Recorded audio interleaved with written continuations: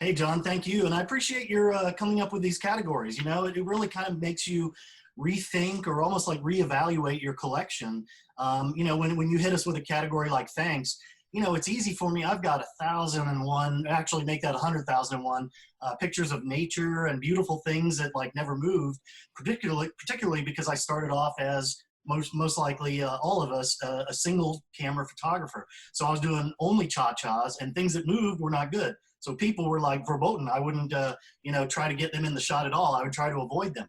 So going back, you know, you think about all the things you have pictures of and what really are you thankful for? Well, in most cases, those beautiful locations and things will still be there tomorrow, but you can't say that same thing about people.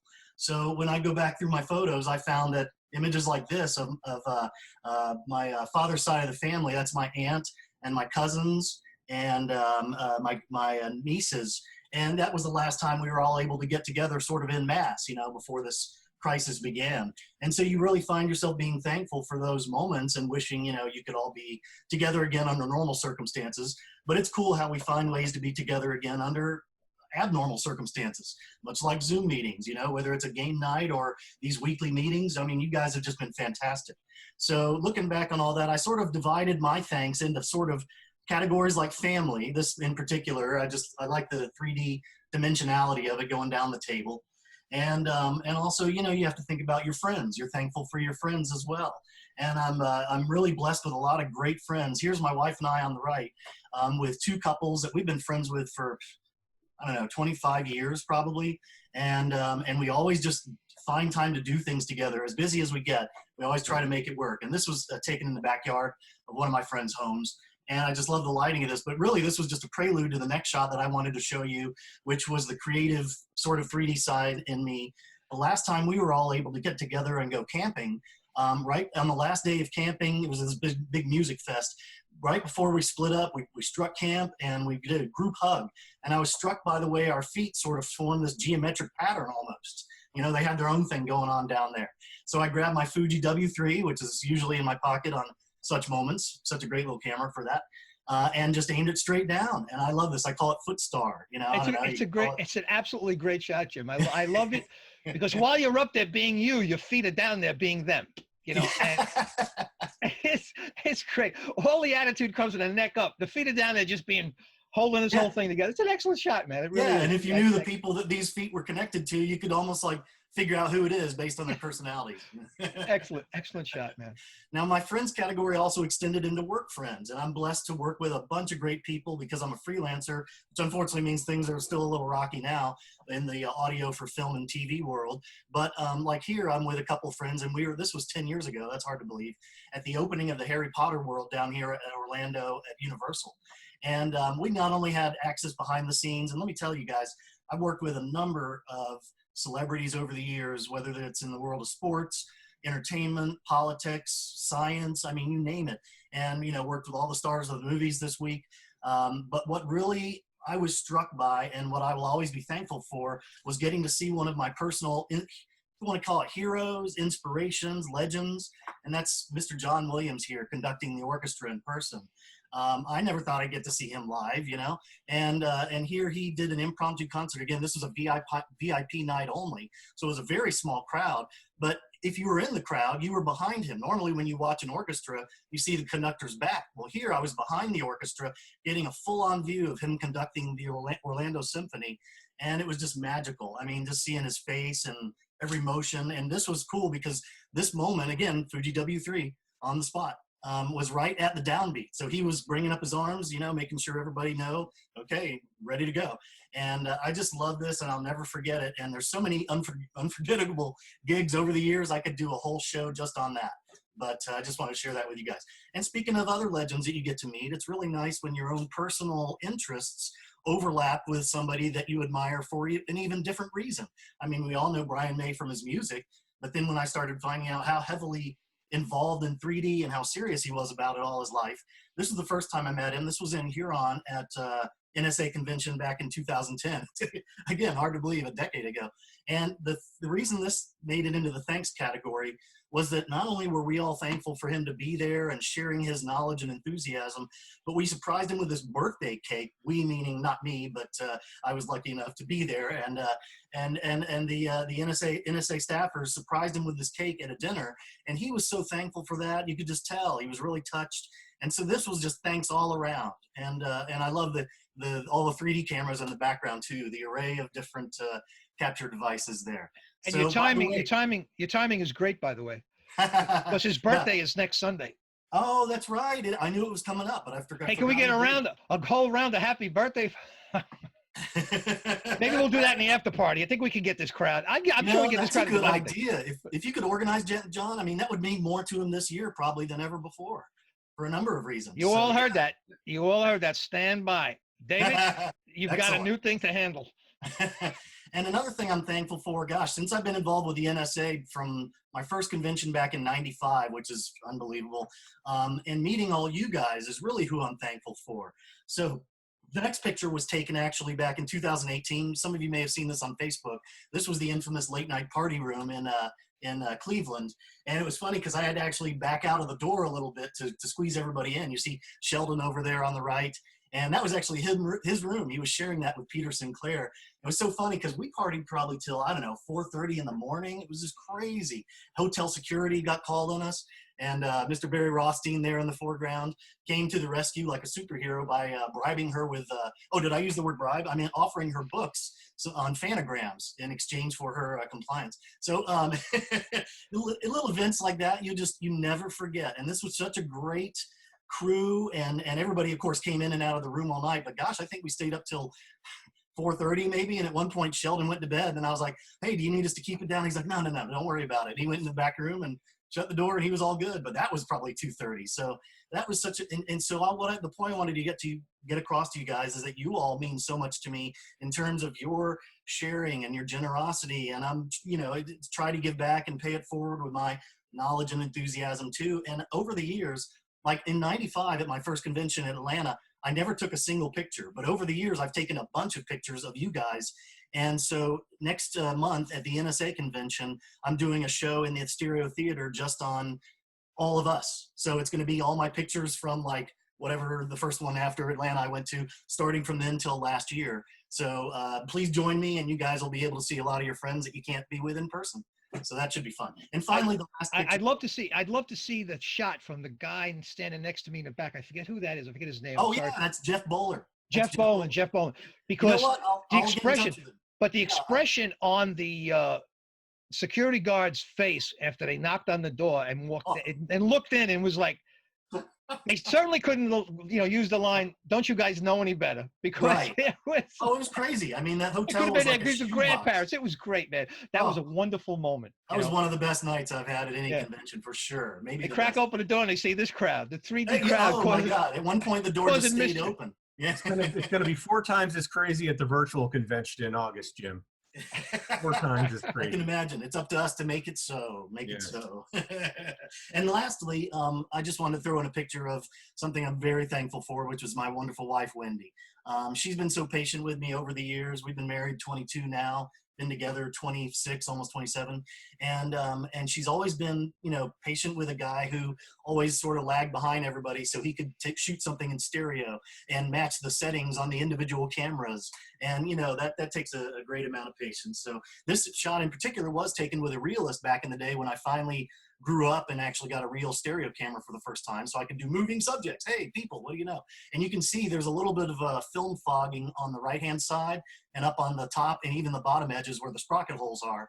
And that was because this was like the first shot on the roll, and it just unfortunately got a little bit fogged. But it was, plenty salvageable. And this was at one of those music camping festivals, as a matter of fact, way back when we were first dating. And happiness, nothing says happiness like 2 spoons in your snow cone. So I just, like the lighting of this. So this one I threw in there. Thank you guys for letting me throw a couple extra in there too. Well, yes, absolutely. And, since I didn't have a chance to say this at the beginning, if you don't know Jim, and by now he's been on a few times, if you've been here, you certainly, you recognize his work. He's based out of Orlando, Florida. That's where he is right now. He's designed and built a wide variety of custom 3D camera rigs. And some of his work is on this permanent display when we can get up there again at Niagara Falls and the Cave of the Winds. If you stick around, he's so generous with his time. He'll certainly explain or answer any questions you have about 2D, 3D conversions or just hanging out. Anyway, thank you very much. That made it all worth it. And really, seriously, thank you guys for doing this and continuing to do it and giving us all a sort of a mecca to come to share our enthusiasms and keep it going during this crisis.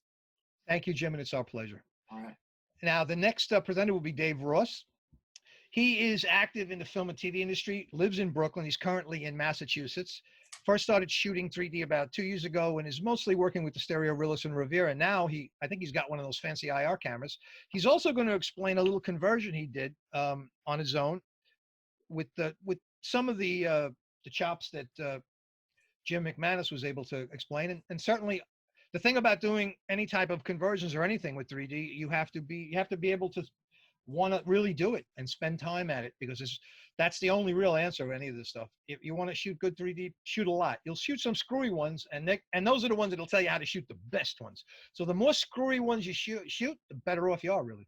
I don't know why that works, but and I'm an expert. That's why I'm an expert, because I shoot so many bad ones. Anyway, I'll continue. Oh, do we have you, Dave? Yes, I'm here. Thank you, John and Dave, for having me. I'll jump right in. All of my photos today are very loosely tied to the theme of thank you, because they feature either family or friends or art that I appreciate. So I'll try to tie it in. This first photo is of my girlfriend, Anna, who I'm thankful for, being with and being able to live with here in Massachusetts. We're actually living with her father in the woods here, as you can see, because we're avoiding New York. We're both unemployed. So we're very fortunate and thankful to have a home here. This was taken cha-cha with my manual SLR with a 20 millimeter. And yeah, I just love any shot where tree branches coming in from above. I love the ceiling of branches. When was this shot?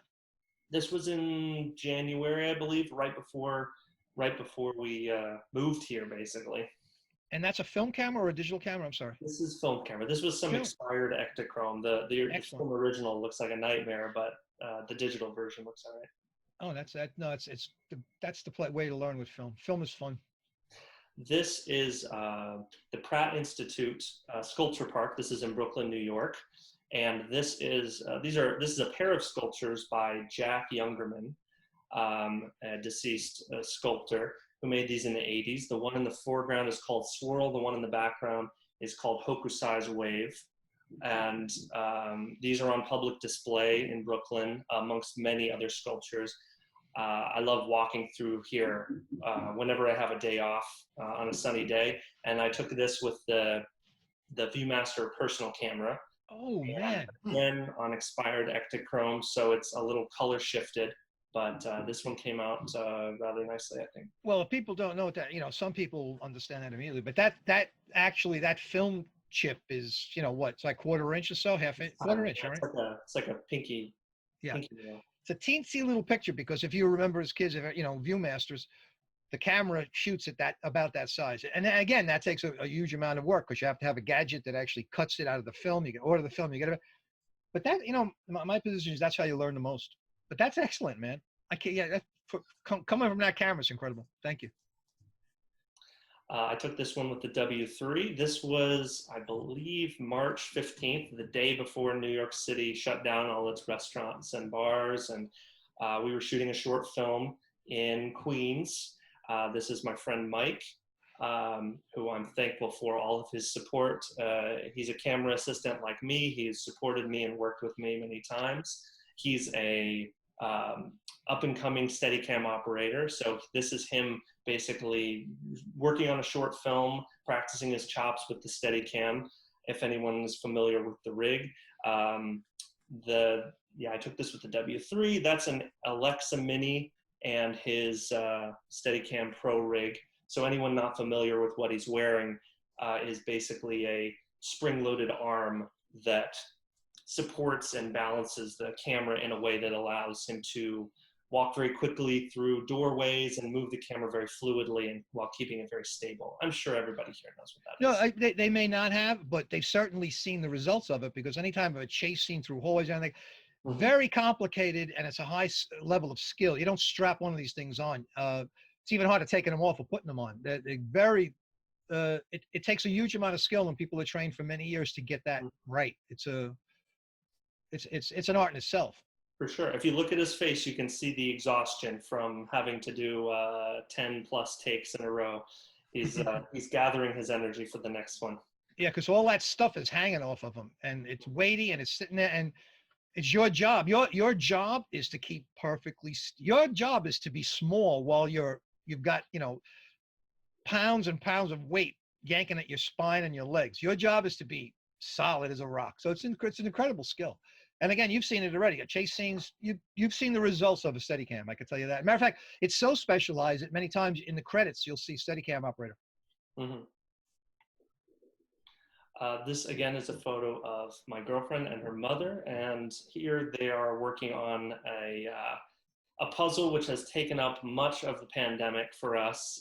Working on one puzzle or another, and this just stood out to me because it's a nice little candid moment of showing her feelings towards the task at hand.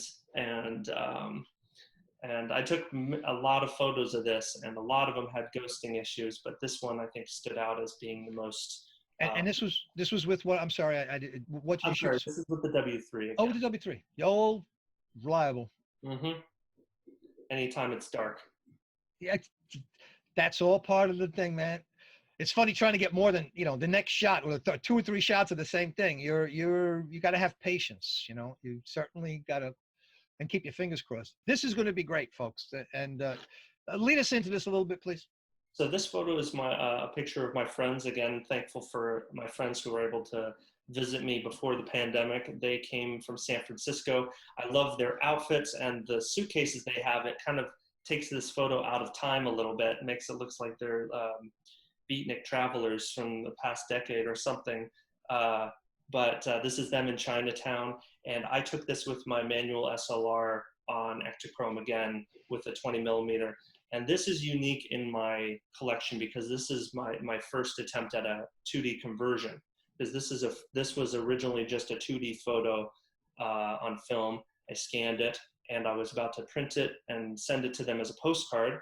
And Anna, my girlfriend, was just like, "Oh, are you making that into a 3D photo?" And I said, "No." And she said, "That might be cool." And I said, okay. And 8 hours of labor later, made it into a viewable 3D photo. So this was a fun process to learn. And a lot of what Jim talked about a few weeks back was very helpful in figuring it out. And this would never be possible without Stereo Photomaker for me. Tell me when you want me to advance. Oh, by the way, I'm hoping everyone understands this. To the left is an anaglyph, so you should have your 3D glasses. To the right, it's done that way so people who can, what they call, you know, free view, or they can merge. There's enough of us out there that are like chameleons or lizards, you know, that we can kind of wag our eyes around. So that's why those are done on the side. But you should have, if you have 3D glasses, you should be looking at that one on the left. Sorry about that. Now, shall I go to the next one? Please, yes. John and Dave also requested I include this, which was the depth map that I photoshopped. I did about 8 versions of this, trying it, bringing it back into Stereo Photomaker, looking at how it was, changing the convergence. Again, this was my first attempt, so there was a lot of trial and error with this. But the image on the right was, I made it in Photoshop, separating out the layers and grayscaling them. And for anybody who hasn't done this, you know, this was my first try. I'm Photoshop literate, but I don't by any means know everything. And so this was something where I just started, did a little bit, brought it into Stereo Photomaker, combined the two, and then kind of looked at what the result was. And very quickly you learn what works, what doesn't. And I chose, you know, I didn't set out to choose this photo, but I was looking at it and thinking it kind of lends itself to 3D because a lot of very flat planes, like all the signs and the cars and the background, was very easy to make. But It's funny that you selected this one because this to me would be so challenging. This seems like a challenge, but I guess the brain is doing back to that book. The brain is doing a lot of the heavy lifting because of the convergence of the street of the whole. So there's a little bit of like help from your brain, kind of knowing that it should be dimensional. But you did a great job with this. If you go back, if anyone wants to get a little bit of a primer on this, if you go back in our Vimeos, Jim McManus gave an overview of an idea of how to do this. So you can go back and review that. That might be helpful. And I don't know what he's doing at the NSA, but he may be doing something on conversions. But he was instrumental in giving us all an ambition to do this. I certainly would have not thought of. I haven't done one yet, by the way. As a matter of fact, I know how to do mine. I can do mine great. You know how I do mine? I send them to Jim. I would suggest that if you can't conquer this, if you don't understand this, I'm sure he gets paid to do that, and I'm sure he'd be happy to help you with yours. But continue. Should I go back to the other image? Would you? Feel free. Yes. Yeah. I guess I am proud of it in that at first glance it may be not obvious that it's a conversion, but there are plenty of artifacts that I had to Photoshop out of the finished anaglyph. There's a learning curve that I figured out, and depending on how you layer things, some things sneak from background layer into a foreground layer, just a little sliver, and it looks weird. But I'm happy with this end result. And Dave put together on the Fancy Glyph page the Facebook 3D viewer, which I've never seen before actually, but Facebook has an AI program that can, I believe, just combine the two and post it as a kind of a VR look around photo, which is really neat. Right. Until Dave told me this was a conversion, I would have not guessed this was a conversion. I looked at it, I loved it, and I would not have guessed that was a conversion. It's funny how your brain does work, though. I would always insist you couldn't do conversions, and they're not convincing, and that's baggage I carried. But the more that the technology and the artistry are kind of moving in parallel, they're starting to make this a doable thing. What do you think the percentage would be in time? Just the thought process behind what is the most valuable process? The tools that are now available to do this, or the artist's ambition to be creative with this? I think the willpower is the most important factor, because so many tools are there for you if you decide to try it. And that applies at the most basic level of anaglyphs even, which is something I hadn't done until relatively recently. And Stereo Photomaker makes that possible for me, and some other programs, but primarily that one. And once I knew that that was available to me, it was like, okay, let me give it a try, like everybody else that's made their way into the stereo world. So this, I think, is just another niche of that. And if you have something you want to try, there are tools there to let you try it. Yeah, it's an amazing array of tools and talent. It's they get thrown into Cuisinart and stuff pops out like this. Listen, what's coming next?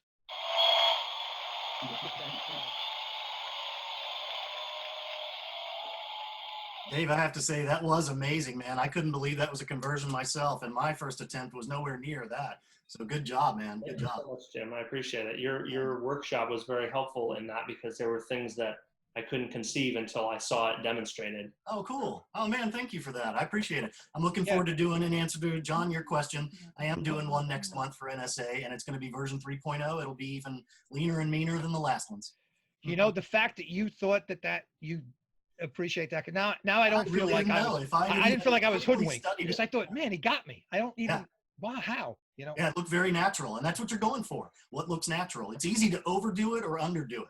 If you underdo it, it's like, what's the point? And if you overdo it, it flies out of the face of realism. So it's amazing, Dave. Great job, man. Thanks for sharing that with us. And it really gives me hope in the images that I had shot before I was stereo, cognizant, or whatever that means. Before I really, shot 3D, I would shoot so many of those images that I wished I would have had a 3D camera. But now I'm going to go back at a couple of them, and you know what I'm going to do? I'm going to send them to you, Jim. but okay, I'm going to keep moving on. Now we're going to head on to some images that I picked out for thank you. Now that shot, that is my granddaughter whose birthday is in a couple of weeks, and I did not pick this picture for any other reason than the fact that there's a lot of thank you in there. And actually, that's my wife's mother. So, and it's her birthday today. I didn't even know that, But I did know it. I did know it. Now that I remember, I made a note to myself, and I forgot to lift the note up. Anyway, but today was her birthday, and that is just. I'm sure that Cameron, that little girl right there, is going to enjoy this picture one day. She'll certainly be thankful for this.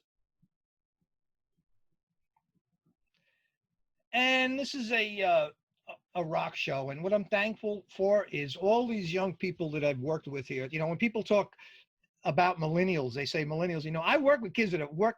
I don't know what that lazy millennial. Man, I work with these kids. They are the last thing. They are no way. They are fantastic. They're so talented and so giving, and they're so great, and they work so damn hard. And all that stuff you see sitting in front of there, that's somebody had to set all that up in an afternoon. And those are RF microphone antennas and lasers, and that's a whole screen in the back. If you look at that screen behind, if you look for a moment, those are people's faces because there's a cameraman up there shooting it. So on the other side of this crowd are about 20,000 people. And the youngsters that now, they went from working regularly to not working at all. And I am so thankful for those folks. And you all should be too, because if you've ever been to a show, there's teams of people that work together in a way that very rarely do you see. The teamwork is incredible. The artistry is incredible. Even that water tower, every time that they build that thing up for the shows, they literally build it and they put the name of the town. This was Brooklyn, so you could see partial name up there. Every town they're in, they put a new name up there. So somebody has to put every light you see, build that, do that, get it, pack it down, finish it, drag it, throw it in a truck, and get it up to the next stop the next day and rebuild it. So yeah, I am extraordinarily thankful that they let an old guy like me into their confidence. I don't know if I'd have been as generous at that age, but I absolutely appreciate everyone, and I hope the best for them, because it's a tough struggle to get shows back. So I think you all, we all owe them a great debt of gratitude for giving that impossible thing to explain, entertainment. It's not a car, it's not a dish, it's not a thing, it's entertainment. So that's the hardest thing to bring back, but all the best to those kids. I love every one of them, man. Oh, okay. Now, speaking of generous, now this picture was taken in 2018, and can you guess what time of year it is? Well, someplace in the Caribbean, and it turns out I'm on a non-disclosure to tell you, but we're sitting in front of a gorgeous Christmas tree bedazzled in island seashell pink, and better still, it was decorated by a good friend of mine. This is actually, this is a once-in-a-lifetime friend of mine who I lost in July of last year, and one of several astounding individuals that I've had the honor to have known, and in whose names I carry on. And I try to do my best to behave like I was with them and we were doing our best. That's the only way I know how to say thanks to all of them. And again, a nice crew working out. I'm thankful for all these youngsters. All these mischief makers. There's that other gentleman to the right again, and that's my youngest son. To the left of Kenny, or to the right of Kenny, my youngest son Christopher, and Lucas McGowan, a very gifted. You'll hear about him one day. Director of photography, and of all the unusual names, Zachariah Sky is to his right in the center. He's also an extremely talented cinematographer. And the other two young guys, I forget their names, but they're also directors. And yeah, these are again, I'm amazed that these people will leave it. These youngsters will hang out with an old codger like me. But I behave when I'm around them. Actually, I'm the least behaved. It's good for them because they teach me to behave. So I'm thankful for both. And there's our drone, which was shooting some imagery up in a cold day in January. I've discovered this. Oh, here we go. And here's our treasurer doing what he does best, being generous and being welcoming and being just a wonderful guy. I've been very lucky to have once-in-a-lifetime friends many times over. And again, all I can do is try to behave in their honor because they've all taught me a tremendous amount. I'll give you a quick hint. You can always tell a lot about someone. I think if you're going to get along with them at any point in time, 3 things will teach you that. If you froze your ass off with them, if you sweat your ass off with them, and you laughed your ass off with them, those 3 things, you do that with any person and you'll know everything you need to know about them. And I've been fortunate enough to do the same with this man who I've actually been in. Been in Times Square. We've shot 3D together, and yeah, we've frozen, and we drag stuff out to Governor's Island where we sweat our brains out. And during all of this, no matter how hot or how cold we were, we laughed our asses off. I hate to be so rude, but I had to use a little colloquial slogans out of New York. I'm a born and raised Manhattanite, so what can I tell you? Now, this image was about a block away from the field hospital that was set up in April in New York. And I will say this much about this image. It's probably the most disturbing thank you I've ever seen. But the artist got his, he definitely did a great job at getting emotion out of me, because I'm going with the thank you. But man, that's like a creepy image. But anyway, this was sitting, for those that don't know about Central Park, if you've never been to New York, or even if you have, if you're a tourist, you may not know, Fifth Avenue parallels the park. So this is off of Fifth Avenue, somewhere around 98th Street. Now that, of course, if you've not been here, that doesn't make much of a difference. But here's the thing. If you start on Fifth Avenue from the bottom, walk up, you're going to get to Harlem. If you start in Harlem, you walk down, you're going to get to fancy neighborhoods. Well, wait a second. I'm not going to give myself, here, I gave myself a round of applause. Actually, this is for you guys. This is for all you guys. Thank you.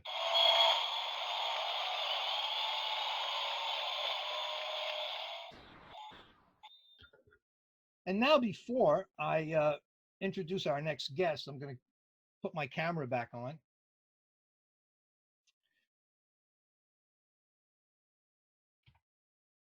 And make a sound or two, so I think I can get, there we go. Am I back on your screens? There we go. Now, Denis Pellerin comes to us from England. He's a photo historian with a passion for stereo photography. Denis has been researching and learning about the history of stereo photography for nearly 40 years, and has written several articles and books on the subject, both in French and in English. Denis currently works with Dr. Brian May and is now the curator of his extensive photographic collection. Dr. May and Denis have co-authored 3 books and are currently working on more publications, while being also deeply involved in the various activities of the London Stereoscopic Company. Denis has been the director of the said company since 2013. and 2016, then he revived the column European Gems he had started in Stereo World, which is a publication of the National Stereoscopic Association, and has been a regular contributor to the magazine ever since. I know that you're going to enjoy his presentation, A Strange Fascination for Legs.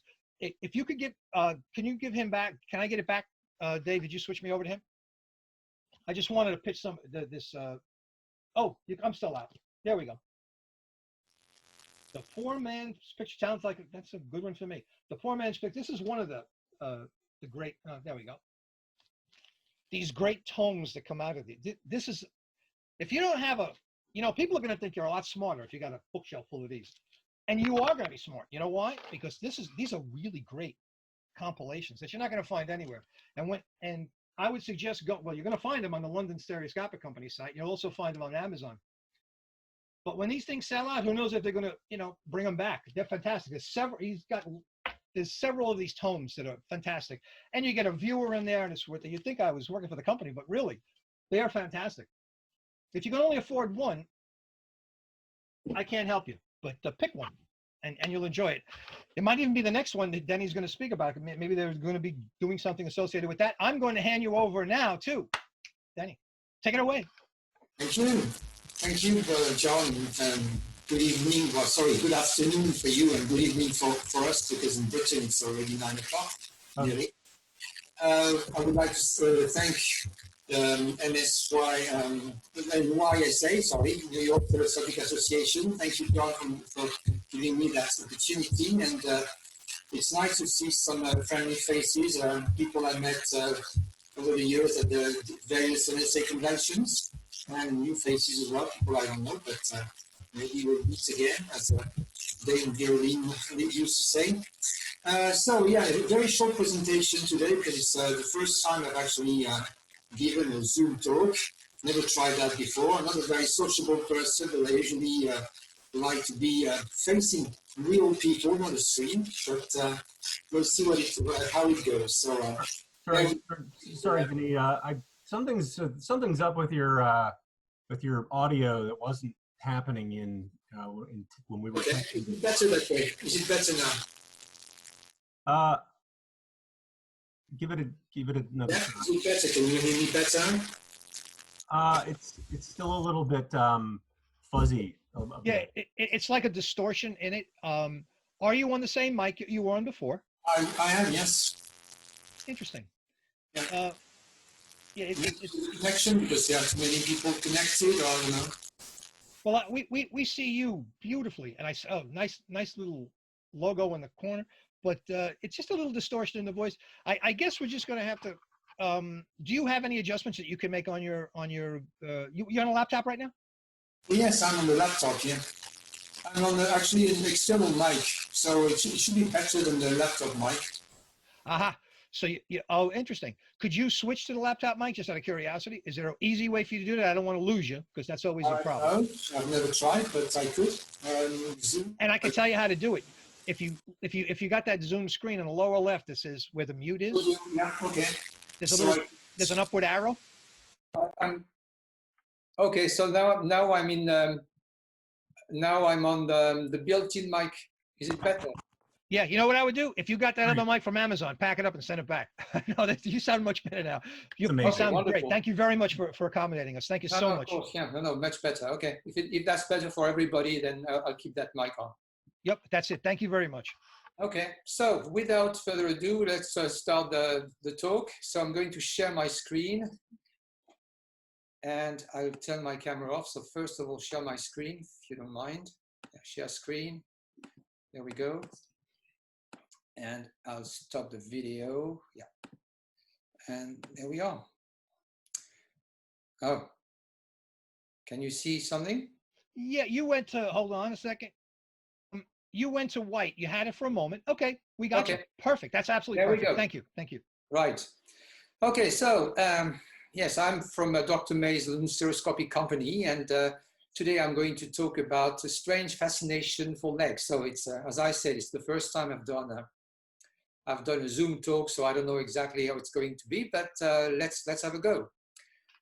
So why this talk? Why this title? Well, going over the 100,000 cards of Dr. May's collection, I found lots of stereos showing women displaying their legs or ankles. Actually, the Victorians didn't call them legs because most of the time they never saw the whole leg, so they called them ankles. And somebody once said that the Victorians were ankle starved, and I will explain why. So this is a stereo by Michael Burr. It's called The Old and New Style. So on the left you can see a woman wearing clothes from the 1830s, and on the right you can see the crinoline, which started appearing in 1856 and carried on for about 20 years. It was the fashion for 20 years. So women were wearing those incredibly practical skirts, very, very handy to walk up and down the stairs or go up and down the ladder. Anyway, so the thing is, you can't see their feet. And if you were born in 1800 and died in 1900, you never saw a woman's feet or legs because they were always hidden by their dresses. Dresses started getting shorter only after the First World War in the 1920s. Before that, people never saw legs. So when the crinoline appeared, actually, there were occasions when people could catch a glimpse of a leg. So here is an example. This is another card by Burr. It's called "What Are You Looking At?" And you can see that the butcher boy or the delivery boy on the left is actually a girl. and the girl is scrubbing the steps. She's a maid, a servant. This is what they had to do every morning because it was important to show a very clean front door and steps when you were a Victorian. So crinoline could be caught in the railing like here. And so people had opportunities to catch a glimpse of women's ankles. And that's one of the reasons crinoline was considered a bit indecent in a way because it showed too much. Before that, it was next to impossible to see a woman's legs because they were wearing so many petticoats. It was common for a woman to wear 6 layers of petticoats and sometimes as many as 14. So when the crinoline appeared, women discovered they had legs again, they could walk, and men, for the first time, could catch a glimpse of women's legs when they would go would board an omnibus, for example, or get out of a carriage. And some people were actually waiting when an omnibus was stopping or a carriage was stopping just to catch a glimpse of women's legs. It seems incredible nowadays, but they were really craving for women's ankles. So there were other occasions. Rain, for example, was a good opportunity because women didn't want to dirty the hem of their skirt, so they lifted them a little, and there were some special contraptions that helped them lift the skirts. They had some strings. They could tighten the strings, and it would lift the skirts for about 5 or 10 centimeters, and so that way they wouldn't get the skirts wet. Wind, of course, was another opportunity for skirts to lift a little and legs to be exposed.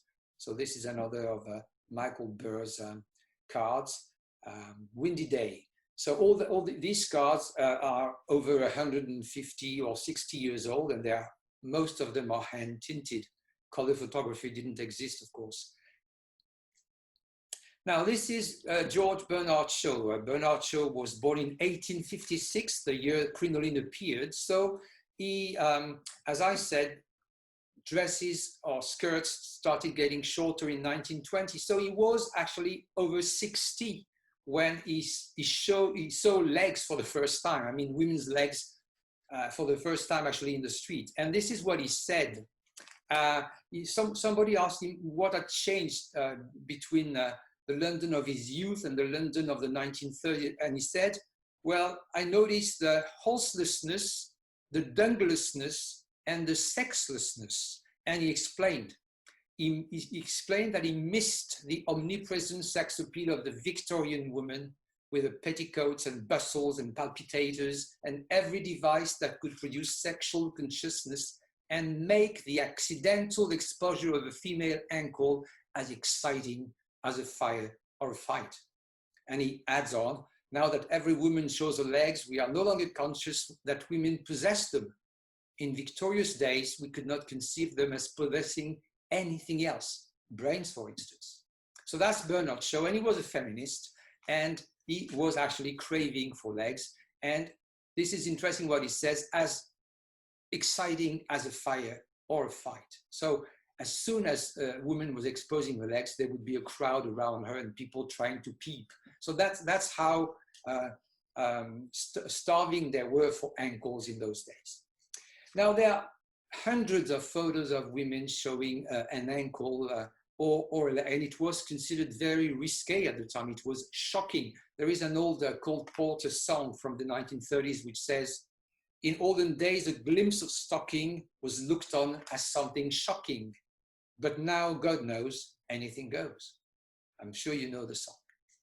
So all these images show women actually they are trying to play with their shoes or fasten their shoes or take off their shoes. And the idea is that they show some leg. And this is what the buyers of the cards were actually looking for. It was not pornographic, but it was titillating enough for them to find it interesting. And that's why there are so many of those images. So we find them quite innocent nowadays, of course, but in those days they were very risque. Women showing her legs. So a swing was a good example of and accidental exposure of ankles, and you can notice the very nicely the very nice petticoat underneath the crinoline. The lace underneath was lovely. Climbing up a ladder for a servant here. She's picking pears from a tree, and of course she's exposing her legs. This is quite innocent. A girl tying a mother's shoe, but again you see a leg and an ankle, and that was titillating for the Victorians. This is again adjusting a stocking and showing legs. So all these cards, there are hundreds of them in the collection, and I've just selected a few because after a while it gets a bit boring, but just to show that it was really, these cards sold very well, they were very common, and people loved buying them. Here is another one from the LSE. This one is a bit riskier. You can see a bit more of the legs. So this is getting a bit more risque. This one again, yes. So people, women again, showing their legs, trying to look natural, looking at their feet, whatever. And this is what people wanted to see. This one is very, very beautiful. And you will notice that the woman hid her face. She doesn't want to be recognized. That's a very interesting point. Risque photos sometimes would result in the models being persecuted and sent to prison in France. So this is a French card. So some of them were very careful what they were doing, and they thought it was better to hide their faces. Here's another one. So I could show thousands of them actually, but I've just made a short selection just to show you that it was something very important for the Victorians, and there is a reason for that. This one is called Nice Reflection. So they use mirrors as well to make it a bit more appealing. And this is another card by Burr, and it's very interesting because Burr was typical Victorian. He was a photographer. He produced about 1,500 stereo pictures, and he copyrighted most of them, but every picture that shows women's legs was never copyrighted. So even Burr was very careful what he was copyrighting. He was selling those images, but he didn't bring them to the copyright, to the Stationers' Hall. Here is another one, which is even more risque because the lady has taken off a stocking, and you can see with the reflection. So that was very, very sexy for the Victorians, such an image. It's not very, very nice image, but it was very sexy at the time. This one is a bit more risque too, because you can actually see the thighs of the girl. So this is nearly pornographic for the Victorians, and it's called repose. R-E-P-O-S-E, repose. So she's just resting. So this is a caricature by Daumier. So the only place actually for the Victorians to see legs was the opera, the theater. And this is a caricature. People look, mostly men, well, only men actually. And it says, the spectators from the pit, there are lots of pretty legs. They are all pleased. So it shows that that's what people wanted when they went to the theater, to the opera. They wanted to see legs. This is another one from the same caricaturist, Daumier, and it says, the lady is very, on the left is furious. She says, Mr. Colimar, if you keep on ogling that dancer's legs, I'll bring you home. I'll take you home. So again, the guy with his opera glasses looking at the girl's legs. There were special opera boxes, as you can see here. This is a picture by Sylvester. So some people were rented special boxes so that they could only see the legs of the dancers. They didn't want to see their faces. They just wanted to see their legs. And this is a very good example. You can't see, you can only see the bottom half of the ladies dancing on the stage. Here is a variant of that same image. So this is what people went to the opera or the theater for. And it's very interesting because I went through lots of photos, and there are lots of legs everywhere. So this is a very interesting, it's not a stereo, unfortunately, it's a carte de visite by Denis, who actually patented the carte de visite in 1854. And as you can see, you can only see legs, about 60 pairs of legs, and they are called the legs of the opera. So again, people were not interested in seeing the faces of the girls, they just wanted to see their legs. These are theatricals. As you know, they are models, clay models by Aber and Hennetier, the guys who did the Diaboris, and they show scenes from different operas and plays at the time. This one is Cinderella. It was a sort of a pantomime, a fairy play, and in each and every one of these operas and plays, there was one, or sometimes there were several ballets, and that's when the spectators actually started really looking. That's what they wanted to see. And all those cars, we have all those sets in the collection, and the only duplicates we have are usually ballet scenes. So as you can see, lots of legs were visible, and everything was done so that the costumes the girls were wearing showed as much leg as possible. So this is again Cinderella, but here is another one from Robert le Diable, Robert the Devil, which is a very somber story, very gloomy story, but there is a ballet with girls showing legs. This is The Doe in the Woods, which was a very, very famous fairy play, which was performed for decades. It was very popular, and again, there were lots and lots of ballets. And this is William Tell, another opera by Rossini, sorry. And as you can see here, girls, lots of girls dancing again and showing their legs.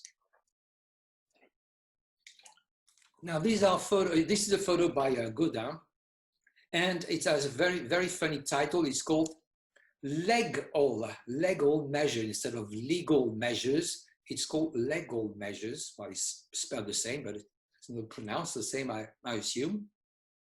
And there are quite a few of those. So women measuring their legs and of course showing them. Here is another one. And as you can see, there is a male spectator watching from the side. And again, an occasion to show lots of legs. This one is called A Nice Distinction. So again, women comparing their legs. And of course, the male buyers of the cards enjoying the sight. This one is very, very odd. I'm sorry, the colors are a bit crude, but that's the only copy we had. It's called Maid, Wife, and Widow. So this is actually how much leg it is decent to show if you are a maid on the right, a wife in the middle, and a widow on the left. So if you are a widow, you can actually show a lot of leg.